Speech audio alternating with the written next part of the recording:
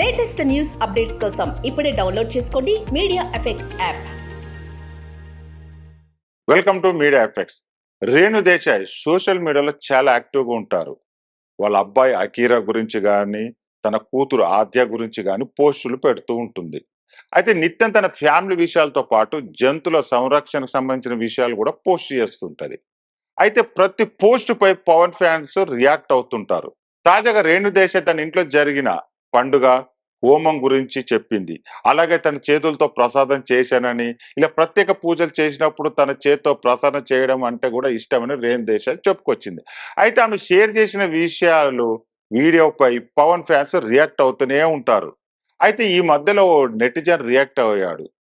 ఏమని అంటే, వదిన గారు మీరు కొన్ని ఇయర్స్ ఓపిక పట్టుంటే బాగుండేది. ఒక దేవుణ్ణి పెళ్లి చేసుకొని ఆయన అంతరంగం తెలియకుండా వెళ్ళిపోయారు.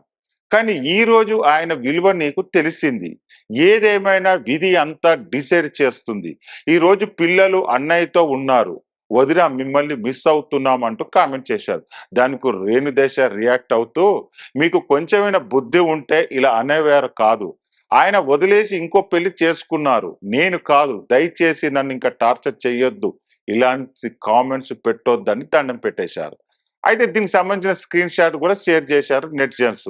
ఇంకోటి నెటిజన్ ఏమని షేర్ చేశారంటే, అమ్మ మీరు అన్న దగ్గర లేకపోయినా బాగా పూజలు చేస్తున్నారని ఇంకో మోహన్ బావుడు కామెంట్ చేశాడు.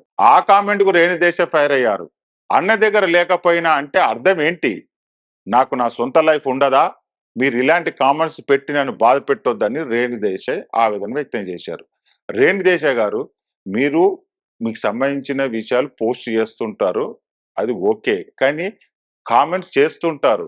పని పాట లేనోళ్ళు చాలా మంది కామెంట్ చేస్తుంటారు. ప్రతి ఓడికి మీరు ఆన్సర్ ఇచ్చుకుంటూ పోతే మీరు మానసికంగా ఆందోళన చెందుతారు. అందుకే కామెంట్స్ ఎప్పుడు కూడా చూడకూడదు. ఎవరి గురించి పట్టించుకోవద్దు. నువ్వు చెప్పేది, చేసేది మంచి అయితే చాలు. ఒకరి గురించి నీకు అనవసరం. ఒకరికి ఎక్స్‌ప్లనేషన్ ఇవ్వాల్సిన అవసరం కూడా లేదు.